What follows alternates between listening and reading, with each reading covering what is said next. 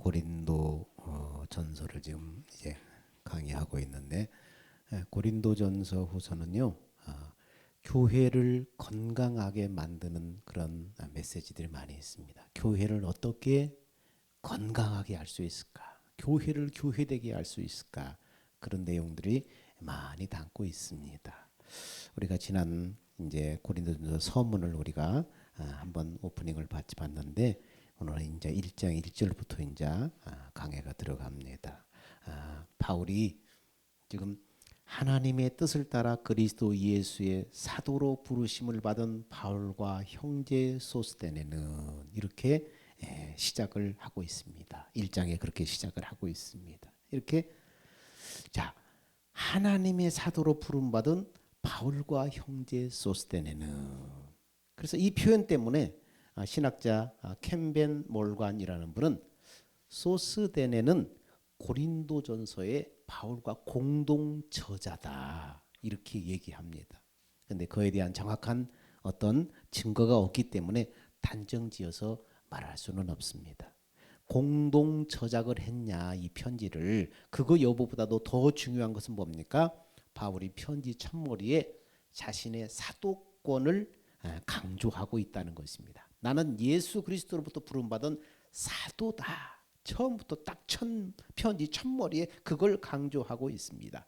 지난번에 우리가 설교한 대로 바울은 사도로서 내가 하나님의 대사도다 이런 우월감을 드러내는 것이 아니라 복음이 훼손되지 않도록 자기가 가르치고 전한 복음을 방어하기 위한 방편으로 사도권을 강조하는 것입니다. 무슨 말인가 하면, 예를 들어서 누가 저 김면한 목사, 저 목사 안수 받은 거 거짓말이래 이렇게 하면은 그때부터 일부에서는 어떻게 해요? 그러면은 김면한 목사가 가르친 성경 다 엉터리 아니야? 이렇게 돼버리는 거예요.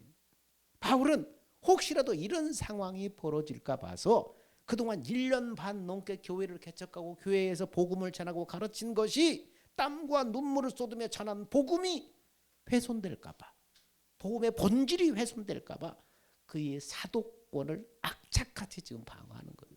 예수 그리스도의 사도로 부름받았다 나는, 이걸 악착같이 방어하는 것입니다. 그런데 고린도 교회는 왜 그렇게 바울의 사도권에 대해서 집요하리 많지 그렇게 시비를 걸었을까요? 바울이 개척한 교회인데 그 교회 성도들은 왜 그렇게 바울의 사도권에 대해서 집착하리마치 그렇게 시비를 걸었냐? 그 이면에는 아주 가슴 아픈 이야기가 있습니다. 이것이 고린도 교회 분쟁의 계기가 되기도 하는데, 자, 고린도후서 10장 10절에 무슨 말이 있냐면 이렇게 말합니다. 10장 10절이 또 어디가 버렸냐? 10절 여기 있다. 자, 10장 10절 말씀에 시작. 그의 말이 그의 편지들은 무게가 있고 힘이 있으나 그의 몸으로 대할 때는 약하고 그 말도 시원하지 않다 하니. 무슨 말이에요? 고린도 교회 성도들이 지금 바울을 평가하는데 뭐라고 그래요? 바울이 설교 굉장히 못한다는 얘기예요. 바울이 글발은 상당한데 말발은 별로다. 지금 이 얘기하고 있는 거예요. 네. 그러면서 성도들이 자꾸 의심하는 거예요. 교회 안팎에서 성경을 가르치면 상당한 사례를 주니까 바울이 자기 사도권을 가지고 지금 밥벌이 하고 있는 게 아니냐, 이런 오해를 한 거예요. 이런 오해를 한 거예요.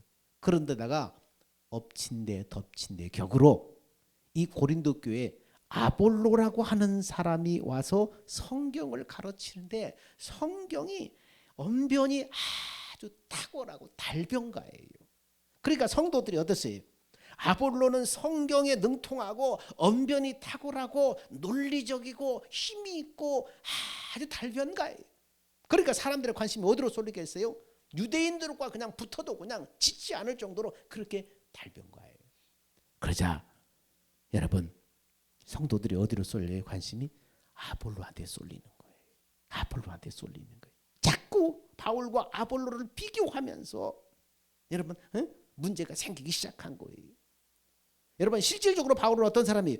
고린도 교회 설립자의, 요즘 말로 말하면 담임 목사예요.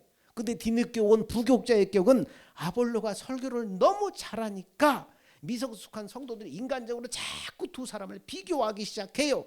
게다가 어느 날 베드로까지 와서 자꾸 율법과 전통을 강조하다 보니까 성도들이 혼란스러워요. 그래서 자기 입맛에 맞는 기호에 맞는 사람을 쫓기 시작해서 당파가 나누어진 거예요.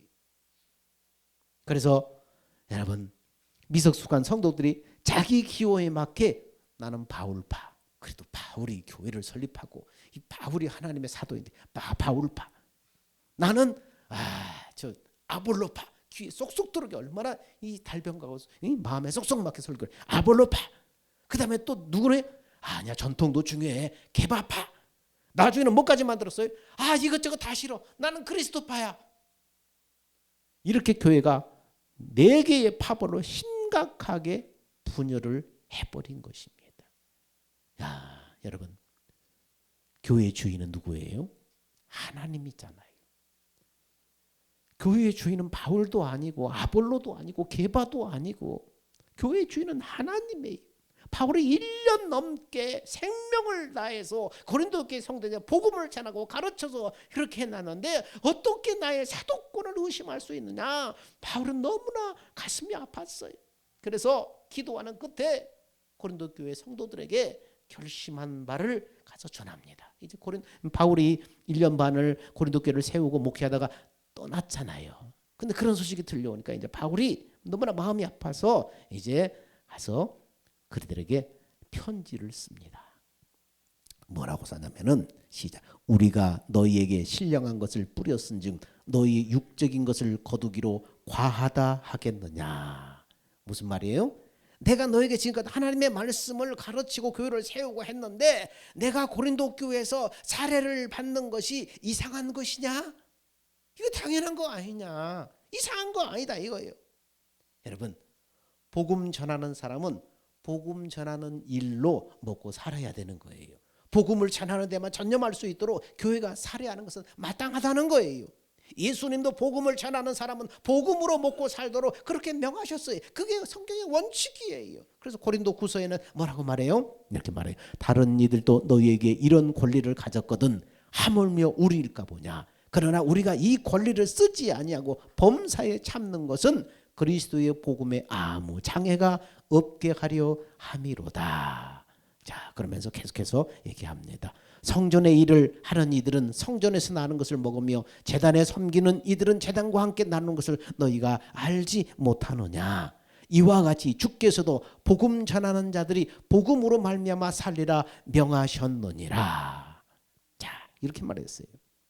복음 전하는 사람은 복음 전하는 일로 말미암아 먹고 살도록 교회에서 책임을 져주는 것이 성경의 원칙이다. 지금 이 말을 하는 거예요. 그러니까 바울이 자기 먹고 살라고 사도권을 강조하냐? 막 이런 오해하지 말라는 거예요. 이건 성경적인 원리라는 거예요. 어떤 분이 영국의 대형 교회 부목사로 청빙을 받았어요. 근데 교회 측에서 계약서를 쓰자고 하면서 서류를 꺼내는 거예요. 그런데 서류를 꺼냈는데 첫머리에 이런 글귀가 있었어요. 뭐라고 했냐면 우리는 당신의 인격과 신앙과 신학을 존중하여 우리 교회에 청빙하였기에 당신을 세상으로부터 자유하게 하겠습니다. 뭐 좀 고상하게 써있지만 무슨 말이에요? 당신을 청빙한 이상 당신의 목회만 전념할 수 있도록 당신의 생활 삶을 우리가 책임지겠습니다. 이 말을 이렇게 얘기한 것입니다. 여러분, 그렇습니다. 이것이 주님의 명하신 원리, 성경에 있는 원리. 고린도 교회 성도들이 바울이 그저 밥벌이를 위해서 사도권을 행사한다고 오해한 것 때문에 지금 바울이 이 얘기를 하는 거예요. 바울은 자신의 그러면서 그렇다면 나는 내 권리를 포기하겠다. 너희가 그렇게 오해야. 내가 밥벌이를 위해서 지금 내가 교회를 하고 목회를 하냐?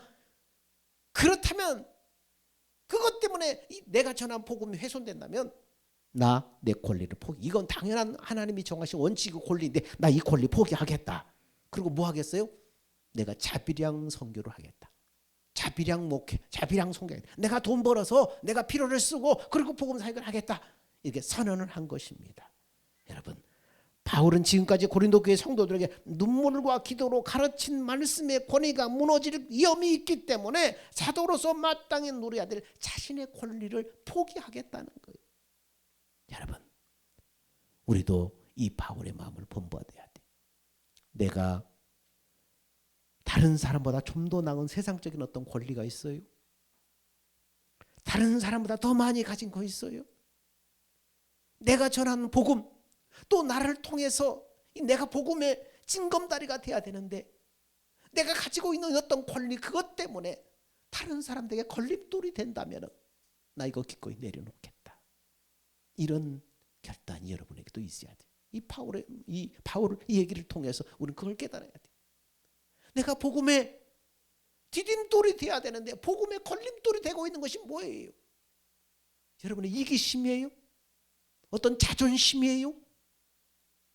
어떤 크고 작은 욕심, 내가 가지고 있는 다른 사람보다 좀 더 나은 어떤 것, 그것 때문에 다른 사람들이 걸림돌이 되어 있다면 바울이 말했잖아요. 나 그 권리 포기하겠다. 그것이 무엇이든 물질이든 세상에 쥐고 있는 어떤 것이든 여러분 내면의 것이거든 여러분의 성격적인 것이든 여러분의 입술의 말이든 그것이 무엇이든 간에 난 내 위치로서 이거 당연한 거 아니야?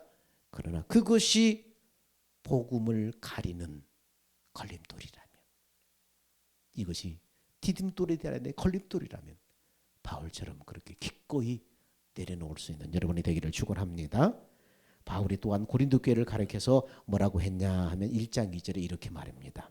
고린도에 있는 하나님의 교회 곧 그리스도 예수 안에서 거룩하지고 성도로 부르심을 받은 자들과, 그러면서 쭉 고린도에 있는 하나님의 교회 이렇게 부르고 있습니다. 우리 지난 시간에도 들어봤지만은 아니 그냥 교회라고 하면 누가 못 알아들을까 받고 그렇게 했냐. 바울이 굳이 하나님의라는 수식어를 붙인 이유가 뭐냐. 이 교회라는 것은 헬라어로 에클레시아, 부름받아서 모인 공동체라는 뜻이에요. 에클레시아. 근데 문화가 발달하고 경제적으로 부유했던 고린도 지역에는 동호회와 같은 개념의 에클레시아가 굉장히 많았어요. 그래서 예를 들어서 의사들의 모임인 의사 에클레시아, 우리식으로 말한다면 그렇다는 거예요. 당구를 좋아하는 사람들의 모임인 당구 에클레시아, 족구를 좋아하는 사람들의 모임인 족구 에클레시아, 이런 식으로 직업과 취미에 따라서 각각 에클레시아 공동체를 형성한 거예요. 그래서 에클레시아라는 말이 세속적으로 오해 살 소지가 많았기 때문에 바울은 구태여 에클레시아라는 말 앞에 하나님의라는 수식을 붙인 거예요. 그래서 하나님의 교회, 이 말은 또 어떤 말이에요? 교회의 주인은 사람이 아니라 하나님이심을 강조하면서 다시 한번 이 말을 하나님의 교회 이렇게라고 분명하게 구분해서 쓰는 것입니다. 여러분, 교회의 주인은 절대 사람이 될 수가 없어요. 교회의 주인은 목사님이 아니에요. 왕조 시대는 짐이 곧 국가다 이렇게 말하는 왕도 있는데, 이런 식으로 교회를 목회자와의 하나님과 교회와 목회자의 관계를 이렇게 목회자에게 오해하는 사람이 있어요. 마치 교회를 이 목회자의 교회인 것처럼 그렇게 생각하는 거예요. 여러분, 마치 교회의 주인이 목회자인 것처럼 생각하는 그런 사람도 있는데 그거 잘못된 거예요. 물론 교회를 생각하는 마음은 어떤 성도들보다도 목회자를 따라가지 못해요. 주인과 손님의 뭐가 달라요? 주인은 자기 집에 신경 쓰고 고민하고 책임지고 뭔가 이상해지면 수고를 다해서 다 뭐 고치고 애를 쓰잖아요. 책임지잖아요. 왜요?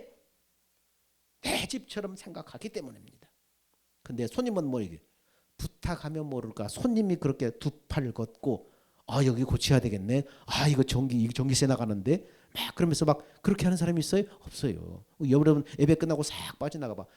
불끈 그대로 조명 다 있잖아요. 전기세가 나가든 말든 히터가 돌아가든 말든 신경 안 써요. 왜요? 근데 어떻게 해요? 담임 목사는 아이고 이게 전기세 너무 많이 나가는데 꺼야지. 다 끄면 또 추우니까 이건 틀어야지. 이건 꺼놔야지. 막 종종거리가 다니는 거예요. 어디가 뜯어졌으면 어떨까 하는 거예요. 근데 손님은 어떻게 해요? 안 해요. 그냥 이거 좀 해주세요. 그러면 가서 마지 못해서 시킨 것만 하지 안 해요. 그렇습니다. 내 집이 아니고 남의 집이기 때문이에요. 난 손님이기 때문에. 우리가 모이는 이 교회당을 내 집처럼 아끼고 전략하고 고치고 돌봐야 돼요. 어린이날 출근하면 그냥 불이 복도에 그대로 켜있는 데도 있고 열쇠도 그냥 안 잠겨 있기도 하고 막 그래요. 교회가 우리 이 교회당 이 교회당 예배당은 우리들이 함께 하나님 앞에 예배드리는 장소잖아요. 그러니까 이건 내 집이다. 이건 우리 가정집을 그렇게 하지 않을 거예요. 가정집에 수도가 터져 있으면 막 어떻게 하는데 그걸 고쳐낼 거예요. 가정집에 뭔가 이상 있으면 여러분 그냥 보고 있지 않아요? 뭐 누가 고치겠지 하는 사람이 없잖아요. 그런 남편들도 있다고 합니다. 얘기 들어보니까 뭐가 터져서 막 난리 났는데 가만히 쳐다보고 그대로 두드려요. 왜? 부인이 다 고치고 다 하다 보니까 가만히 팔짱 끼고 있더라는 거예요. 그 막 속이 열불이 나더라는 얘기를 들었는데 분명한 것은 교회의 주인은 하나님 한 분뿐입니다. 주인은 하나님. 우리는 뭐예요? 섬기라고 부름받은 하나님이 부름받은 그런 종들이에요. 하나님 앞에 하나님의 집에 섬기라고 부름받은 사람들인 것입니다. 여러분 교회와 예배당은 다른 거예요. 이 건물이 교회는 아니에요.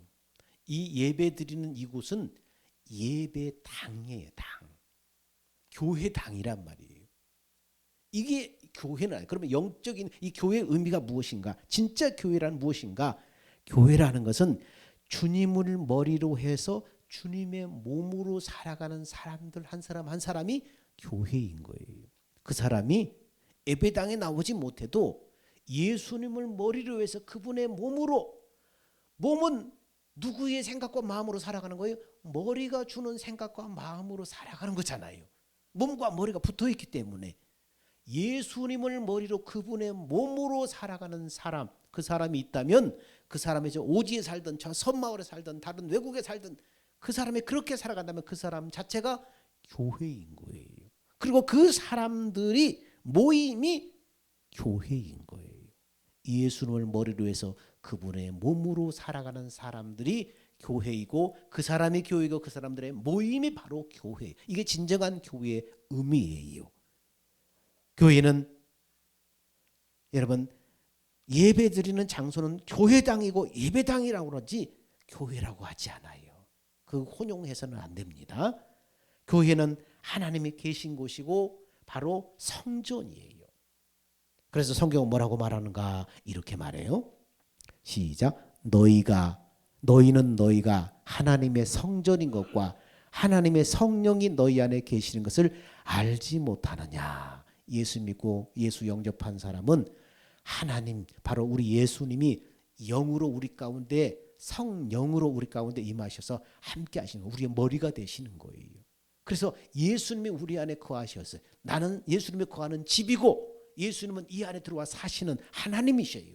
그리고 예수님과 우리의 관계는 뭐예요? 우리가 성전이고 예수님은 우리 성전에 계신 주인 하나님이시고 또 영적으로 말하면 예수님은 우리의 머리시고 우리는 그분의 몸에 붙어있는 이 몸이라는 거예요. 몸. 그리고 성도들은 그 몸에 붙어있는 각각의 지체들이라는 거예요. 이것을 성경은 말하고 있는 것입니다. 그러면서 두세 사람이 내 이름으로 모인 곳에는 나도 그들 중에 있느니라. 이 교회된 예수를 머리로 해서 그분의 몸 되어 살아가는 사람들의 모임, 그 모임이 뭡니까? 교회라는 거예요. 그 속에 예수님이 함께 하신다는 거예요. 이게 진짜 교회의 영적인 의미인 것입니다. 그런 영적인 의미에서 세상의 모든 교회는 뭐예요? 하나인 거예요. 한 몸인 거예요. 그래서 교회끼리 그냥 네 교회 내 교회 그냥 막 지역 교회 이기주의로 그렇게 살아가면 안 돼요. 우리는 다 예수의 한 몸이잖아요. 우리는 예수 안에서 한 지체잖아요. 예수의 몸에 붙어있는 지체인데 손과 발과 머리 이목구비가 서로 싸우고 서로 경쟁하고 그러면 안 되잖아요. 서로를 위해 줬잖아요. 교회 예수님의 교회로서 여러분 한 사람 와서는 예수님의 몸에 붙어있는 지체로서 이 지체들은 뭡니까? 몸은 지체들은 몸을 위하라고 붙어 있는 거예요. 손은 이 몸을 위해서 한 모퉁이에 감당하잖아요. 이 눈도 이 몸을 위해서 한 모퉁이 한 부분을 감당하잖아요. 다 몸을 위하는 거예요. 건강한 몸을 위하는 거예요. 건강한 교회를 위해서 여러분 성도들 한 사람 한 사람이 섬김과 사랑으로 함께 하는 것입니다. 여러분 고린도 교회도 마찬가지였어요. 세속적인 모임과 구별하기 위해서 하나님의 교회라고 의도적으로 부른 거예요. 다시 말해서 교회는 사교 클럽이 아니다. 교회는 아볼로의 것도 아니다. 교회는 바울의 것도 아니다. 교회는 하나님의 것이다. 이렇게 강조하고 있는 것입니다. 여러분 고린도 1장 3절에 또 이렇게 말씀을 합니다. 하나님 우리 아버지와 주 예수 그리스도로부터 은혜와 평강이 있기를 원하노라. 여러분 이 속에 잘 들여다봐야 돼요. 이 속에 세밀하게 하나님이 이 성경을 쓸 때 다 배치를 해놨어요. 뭘 배치했어요? 평범한 인사말처럼 이해해서는 안 돼요. 바울 서신에서 이 말이 자주 등장하는데 이 순서가 한 번도 바뀐 적이 없어요. 뭐예요? 뭘 바뀌어요? 하나님 아버지와 주 예수 그리스도로부터 은혜와 평강이 있기를 원하노라. 은혜와 평강 이 순서. 항상 뭐가 먼저 나와요? 은혜가 먼저 나와요. 은혜가 먼저 나와요. 무슨 말이에요? 하나님과의 관계가 깨어질 때 평강이 깨져버리는 거예요. 하나님과의 관계가 깨져버리면 더 이상 은혜가 임할 수 없어요. 은혜가 관계가 깨져버리면 은혜가 오지 않기 때문에 그 다음에 뭐예요? 평강이 깨져버리는 거예요. 평강이 깨지면 뭐가 되는 거예요? 본인 심령에도 이 평강이 없고 가정에도 평강이 없고 삶 속에 일터 속에도 평강이 없어요. 이 깨어짐의 상태에서 발생하는 모든 것이 뭡니까? 죄예요, 죄. 예수는 바로 이 평강을 회복하기 위해서 이 땅에 육신을 입고 오신 거예요. 우리가 하나님 범죄함으로 말미암아 하나님과의 관계가 깨져버렸잖아요. 하나님과 원수가 돼버렸잖아요. 더 이상 은혜가 임할 수 없잖아요. 그리고 우리의 삶 속에 죄와 저주와 질병과 사고와 불행과 이것들이 계속 인간을 유린하잖아요. 평강이 없는 거예요, 삶 속에. 예수님은 바로 이 하나님과의 관계가 깨어진 상태에서 발생하는 모든 죄 가운데 살아가는 인생, 저주 가운데 살아가는 인생, 예수는 바로 이 평강을 회복시키기 위해서 이 땅에 오신 것입니다. 요한복음 20장에 부활하신 예수님이 두려워 떨고 있는 제자들에게 나타나셔서 첫 마디가 뭐예요? 너희에게 평강이 있을지어다 이렇게 말씀하셨어요. 그리고 제자들에게 성령 받으라 그렇게 선포하신 뒤에 다시 평강을 선언하십니다. 하나님의 영이신 성령이 임해서 하나님과의 관계가 회복될 때에 은혜가 그때부터 임하는 거고 당연히 우리의 삶 속에 여러분 평강이 임하는 것입니다. 가정에 평강이 깨지면 어떻게 돼요? 지옥이 되는 거예요. 내 마음속에 평강이 없으면 지옥이 되는 거예요. 주님은 평강을 주기 위해서 이 땅에 오셨습니다. 다시 말하면 이 말은 하나님과의 관계를 회복시키기 위해서 오셨다는 거예요. 진짜 회복은 뭡니까? 하나님의 은혜가 임할 때 일어나는 것입니다. 그래서 바울은 은혜와 평강 순으로 성도들에게 인사를 전하는 거예요. 은혜가 먼저. 하나님의 관계가 깨지면 은혜가 내리지 않아요.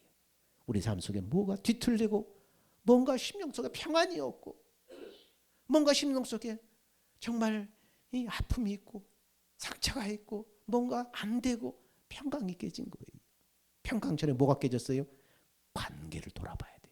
나는 하나님과의 관계, 이 관계가 깨져서 하나님의 더 이상 은혜가 내리지 않으니까 당연하게 평강이 깨져버린 거예요. 그래서 삶이 뒤틀리고 뭔가 죄악으로 고통할 때 뭘 봐야 돼? 하나님 앞에 하나님께 돌아가서 하나님과 관계를 회복해야 되는 것입니다. 여러분 우리의 삶에 원치 않는 일을 만나 고통스러울 때 뭘 보라고요? 하나님과의 관계를 회복해야 돼. 하나님께 돌아가야 돼. 그런데 지금 바울 상황이 어때요? 고린도 교회 성도들로부터 너 가짜지. 너 먹고 살 게 없으니까 가짜 사도권으로 지금 밥벌이 하는 거지. 공격당하는 상황이에요. 상식적으로 바울의 입장에서 여친이 어떻습니까? 이것들이 내가 지금 가만히 있으니까 내가 지금 바본 줄 알아? 욱하고 나 어떤 사람인 줄 알아? 내 학벌, 집안, 세속적인 기준을 다른 사람들 앞에 다 까보이고 싶은 유혹이 속에서 막 끌어오르는 거예요. 근데 바울은 어떻게 해요? 그 유혹에 넘어가지 않았어요. 오히려 뭐라고 그래요? 나의 나된 것은 하나님의 은혜로다. 나의 지금의 나된 것은 다 하나님의 은혜로다. 이렇게 고백을 합니다. 바울은 어떤 사람이었어요? 출신적으로 로마의 시민권자예요. 로마 시민권자는 당시에 로마가 거의 세계를 지배하던 시대에 로마의 시민권자라는 것은 대단한 거예요. 미국의 시민권자하고 똑같은 거예요. 여러분 혈통적으로 어떻게 해요? 히브리인 중에 히브리인이에요. 정통 히브리인이에요. 정통 히브리인. 혈통 중에. 학벌로는 어떻게 해요? 최고의 랍비인 가말리엘 문화생으로서 어디서나 당당할 수 있는 만반의 조건을 갖춘 바울이에요. 그러나 그는 이런 세속적인 가치로 자신을 증명하려고 하지 않고 오직 하나님의 은혜만을 강조해요. 내가 어떤 사람인 줄 알아? 그러면서 막 자신을 까벌리고 너 까불어 나 같은 사람 이런 게 아니고 하나님의 은혜만을 강조해요. 그러니 무슨 논쟁이 벌어지겠어요? 이것이 바로 그리스도인이 세상을 이기는 방법이에요. 우리는 틈만 나면 어떻게 해요? 어떤 유혹에 사로잡혀요? 세속적인 방법으로 자신을 증명하고 싶은 욕구에 시달리잖아요. 나 이런 사람이야 까불지 마. 뭔가 자신을 드러내려고 하잖아요. 뭔가 드러내서 자신을 상대방을 제압하려고 하잖아요. 바울은 그런 것이 있음에도 불구하고 그런 방법을 쓰지 않았다는 거예요. 하나님께서 더 잘난 모습으로 살게 해달라고 우리는 기도하잖아요. 세속적인 방법으로 다른 사람을 증명하고 싶어서, 그래서 다른 사람을 코 납작하게 해주고 싶어서 감히 자기한테 대들지 못하게 하려고. 그래서 여러분 하나님 앞에 더 잘난 모습으로 살게 해달라고 기도하잖아요. 하나님께 더 영광이, 그것이 하나님 앞에 더 영광이 될 것이라고 스스로 합리하면서 하나님 세상적인 기준, 세상적인 복 더 많이 주세요. 더 높여주세요. 자녀들도 잘 되게 해주세요. 우리는 그런 모습이잖아요. 하지만 이 방법으로는 그리스도의 십자가 사건을 다른 사람들에게 설명할 수가 없습니다. 마음속에 스스로를 자랑하고 싶은 욕구를 가득 차 있는데 어떻게 자기를 부인하고 자기가 가야 할 그 십자가를 설명할 수 있겠어요? 예수 믿으면 이런 길이라고 어떻게 설명할 수 있겠어요? 안 되는 거예요. 그래서 바울은 십자가에 죽으시고 부활하신 예수를 만난 순간 세상에 속한 모든 세상적인 어떤 가치관, 자랑거리들을 배설물처럼 여기면서 포기했다고 선언하고 있습니다. 자기의 가문, 학벌, 자기의 지식 이런 것들 다 포기했다고. 그것 가지고 사람들하고 논쟁 붙고 사람들에게 코를 납작하게 해서 예수 믿어? 안 믿어요. 사람들은 말싸움에서 논쟁에서 져가지고 겉으로는 승복하지만 마음속에 뭐가 올라요? 분이 차오른 상태에서 돌아가는 거예요. 결코 예수를 믿지 않아요. 그렇게 해가지고는 승복하지 않아요. 십자가를 받아들이지 않아요. 예수 믿는다고 말하면서 세상 사람들이 사용하는 무기를 똑같이 우리가 내세운다면, 학벌, 출신, 가문, 재력 다 내세운다면 뭐 예수 믿어도 똑같네. 그리고 비웃음을 당하고 안 믿어요. 굴복하지 않아요. 바로 하나님의 자비하심으로 진노 가운데 있던 우리는 하나님의 은혜로 말미암아 이 평강을 누리게 됐다는 거예요. 우리 모두는 부름받은 존재일 뿐 지금 이 자리에서 서 있는 아무런 자격이 없는 거예요. 여러분 예수 한 사람, 예수 믿고 회개하고 하나님 앞에 돌아와서 여러분처럼 경건하게 예배드리는 이 자리가 여러분 보통 일이 아니에요. 한 사람 끌어다가 이 자리에 앉히는 게 보통 일이 아니에요. 이건 기적과 같은 일이에요. 이 교회 문턱을 넘어와서 예배자리에 앉아있는다는 자체가 기적과 같은 일이에요. 여러분이 그냥 주일마다 와서 스스로 자기 의지로 와서 딱 앉아있고 예배드리는 것 같죠? 이거 보통 일이 아니에요. 엄청난 영적인 싸움이 있어요. 여러분 이것은 하나님의 은혜로 되는 거예요. 하나님의 은혜 아니면 설명할 수 없는 거예요. 여러분 전도해 보세요. 세상적으로 아무리 잘 살고 잘 갖고 권세 가지고 어떤 사람 여러분 승복해서 복음 전에 이 자리에 앉혀놓는다고 생각해봐. 얼마나 어려운 줄 알아요? 불가능처럼 보여요. 벽처럼 보여요. 근데 어떻게 가능해요? 야, 어떻게 저 사람이 예수 믿냐? 저 사람이 어떻게 예수를 믿어? 이런 사람들이 얼마나 많은 줄 몰라요. 어떻게 해요? 하나님의 은혜로 된 거예요. 설명할 길이 없어요. 바울은 그래서 은혜와 평강이 있기를 원하노라. 축복의 말씀을 통해서 이 원리가 그 속에 녹아 있는 것입니다. 은혜 아니면 안 되는구나. 내가 나의 나 된 것은 은혜구나. 나의 나 된 것은 은혜구나. 이 은혜를 하나님이 거두어 가버렸다라면 나는 지금 어떤 사람이 되어 있을까? 상상할 수 없는 거예요. 여러분 흉악범을 매스컴에 세상을 떠들어가는 흉악범을 볼 때, 야, 사람이 어떻게 저런 짓을 저질러? 아니에요. 하나님의 은혜가 사라져 버리면 나도 똑같은 사람이 될 수 있는 거예요. 은혜가 사라지면 그래요. 그래서 바울이 뭐라고 그래요? 하나님의 은혜를 거두어 가 버리면 나는 어떤 사람이에요? 도적 중에 도적, 도적의 괴수 같은 사람, 도적의 괴수 같은 사람이라고 자신을 말하잖아요. 근데 하나님의 은혜로 지금 내가 구원받고 하나님의 사도가 되어서 사람들에게 이 생명의 길, 이 빛된 길을 사람들에게 지금 소개하고 있다고 바울은 성경에 고백을 하고 있잖아요. 여러분 1장 4절에 또 이렇게 성경은 말합니다. 그리스도 예수 안에서 너에게 주신 하나님의 은혜로 말미암아 내가 너희를 위하여 항상 하나님께 감사하노니. 그리스도 예수 안에서 너에게 주신 하나님의 은혜로 말미암아. 여기서 은혜는 아까 말한 은혜가 아니고 은사를 말하는 거예요. 은사. 하나님은 고린도 교회에 많은 은사들을 주셨어요. 방언, 애언, 병고침, 방언, 통역, 여러 가지 은사들을 주셨어요. 또 수사학이 발달한 시대이기 때문에 교회 안에 이 언변 좋은 사람들이 많았어요. 그러다 보니까 자신의 은사와 능력을 자랑하게 되고 누군가 앞에서 얘기를 해도 경청하지 않는 거예요. 자기가 가진 은사, 자기만 하나님 앞에 그 은총을 받고 이 놀라운 은사를 가졌다고 생각해서 자기 은사를 자랑하고 자기 능력을 자랑하고 보니까 다른 사람이 하는 얘기를 경청하지 않은 거예요. 그래서 바울이 설교하니까 야, 그걸 설교라고 하냐?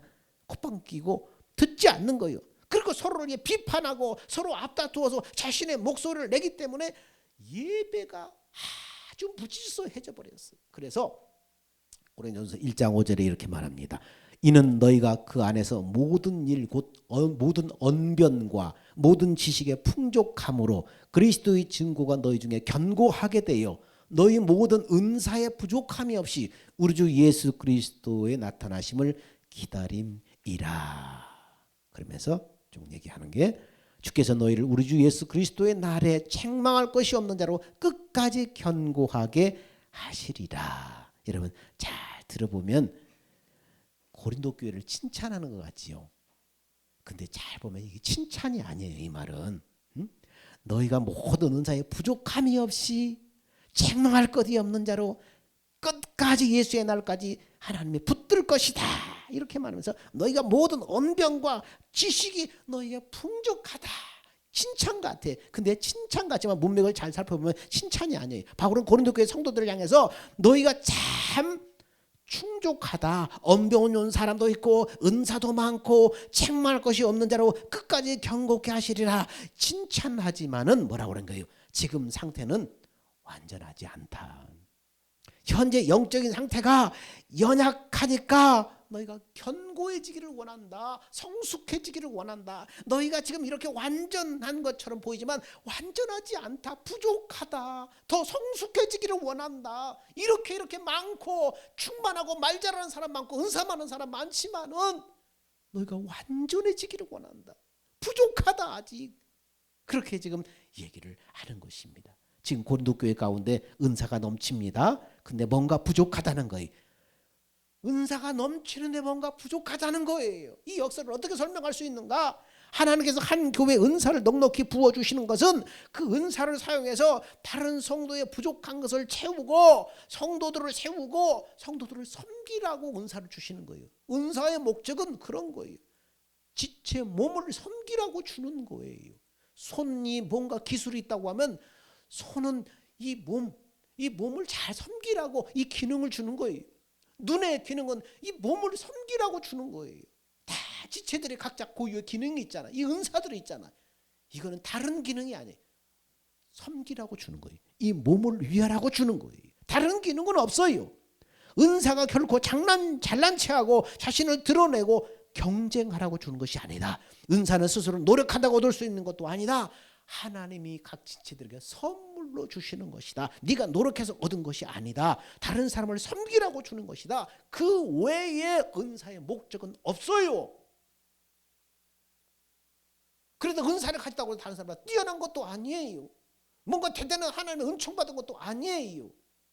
은사의 목적은 하나예요. 섬기라고 주는 거예요. 이 예수의 몸이 된 교회를 섬기라고 주는 거예요. 그런데 이 은사를 잘못 사용해서 하나님의 저주 가운데 들어간 사람들이 얼마나 많아요. 교만에 들어가고 시기하고 경쟁하고 분열하고 자기를 높이고. 은사의 목적은 하나예요. 섬기라고 주는 거예요. 몸된 지체 교회를 섬기라고 주는 것입니다. 그런데 고린도 교회 성도들은 그 은사를 자신의 자랑거리로 삼았습니다. 그러면서 서로 경쟁하는 가운데 나는 바울파, 나는 아볼로파, 나는 게바파, 이렇게 파벌을 형성했습니다. 그래서 고린도서 1장 9절에 계속해서 이렇게 말합니다. 너희를 불러 그의 아들 예수 그리스도 우리 주와 더불어 교제하게 하시는 하나님은 미쁘시도다. 그럼에도 불구하고 뭐라고요? 하나님은 미쁘시다, 신실하다. 하나님은 미쁘시다, 신실하다. 사랑과 인내의 일관성을 가지고 하나님의 계획을 이루어 나가시는 것입니다. 하나님은 우리가 그리스도와 하나 되게 하심으로 하나님의 구원의 계획을 계속해서 완성해 나가는 것입니다. 우리가 그렇게 지지고 볶고 싸우고 잘난 체하고 자랑하고 뽐내고 파벌을 이루고 난리를 쳐도 그럼에도 불구하고 이놈들 다 쓸어버려야지가 아니라 그럼에도 불구하고 하나님은 미쁘시다, 신실하다. 우리를 향한 하나님의 계획을 일관성 있게 다 그럼에도 불구하고 일관성 있게 하나님의 구원 계획을 이루어 나가신다는 것입니다. 하나님이 우리를 어두움 가운데서 불러내신 이유는 뭡니까? 우리를 예수의 생명으로 연합시켜서 그분의 성품을 닮아가도록 하기 위한 것입니다. 우리를 생명으로 예수님과 연합을 시켰어. 그 생명에서 나오는 마음, 그 마음을 따라 살아감으로 말미암아서 예수의 성품으로 다듬어지도록 닮아가도록 하는 것이 뭡니까? 우리를 어두운 가운데서 빛 가운데로 불러내신 이유와 목적이 그거예요. 그렇게 하기 위해서는 뭡니까? 예수 믿고 구원받아서 하나님의 생명이 들어와야 되지요. 그 생명으로만 주님과 우리가 하나 될 수 있기 때문에 하나님의 가족은 하나님의 생명으로 태어나야 돼요. 하나님의 가족은 하나님의 생명으로 태어나야만 하나님의 가족이에요. 그래서 예수 믿는 사람 안에는 뭡니까? 하나님의 생명이 있어요. 하나님의 생명이 있다 그러니까 그 사람이 하나님이란 얘기가 아니라 천국에 살 수 있는 생명이 바로 하나님의 생명이에요. 영생하는 생명이에요. 이 생명과 생명끼리만 하나 될 수 있는 거예요. 여러분, 고양이를 아무리 사랑해도 고양이와 내가 생명으로 마음으로 하나 될 수는 없어요. 우리가 같은 인간이기 때문에 서로를 이해하고 마음으로 하나 될 수 있잖아요. 같은 생명끼리만 연합이 되고 하나 될 수 있는 거예요. 하나님의 생명이 우리 안에 있어야만 하나님과 생명으로 연합이 돼서 하나님의 생명에서 하나님의 마음이 흘러나와서 이 마음으로 하나가 되는 거예요. 그래서 그 마음을 따라서 그 마음이 하나님이 주시는 그 마음을 따라 살아가면은 하나님의 성품으로 우리가 빚어져 가는 거예요. 하나님의 성품으로 예수를 닮아서 빚어져 가는 거예요. 우리를 어둠 가운데 불러내신 이유가 그거예요. 그래서 그리스도의 장성한 하나님의 사람으로 빚어져 갈 수 있도록 하는 것입니다. 여러분, 교회는 미션 단체가 아닙니다. 흔히 교회 공동체를 가족이라고 정의하는데 가족이 뭐예요? 서로를 덮어주고 받아주고 참아주고 함께 웃고 웃는 것이 가족이잖아요. 그런 가족의 사랑 속에서 헌신과 봉사와 석교 같은 열매들이 자라는 거예요. 교회는 한 가지 위에는 급한 게 없어요. 뭐예요? 예수님 오실 때까지 예수님 오시는 그날을 준비하는 거예요. 그날을 성공시키는 거예요. 예수님이 다시 오시마, 내가 세상에 다시 오시마 하시며 부활 승천하셨잖아요. 그 부활하신 그 모습 그대로 다시 오시마, 재림하시마 약속하셨어요. 그래서 예수 믿고 구원받은 사람은 뭡니까? 교회는 한 가지, 주님 오시는 그날을 성공시켜야 돼. 그날을 성공시켜야 돼. 그날을 위해서 살아가는 거예요. 교회 안에서 저 사람 왜 우리 교회 나오지? 저 사람만 안 나오면 내가 좀 살 것 같은데 그렇게 생각할 수 있습니다. 그런데 하나님은 그 사람을 우리의 가족이라고 말씀하셔요. 가족이니까 네가 감당하라고 말씀하시는 것입니다. 우리는 한 생명 안에서 하나님의 가족인 거예요. 가족끼리 어떻게 해요? 이놈이 좀 모자라고 이놈이 좀 성격이 특이해도 어떻게 해요? 그렇다고 쫓지 않잖아요. 가족끼리는 다 품잖아요. 용납하잖아요.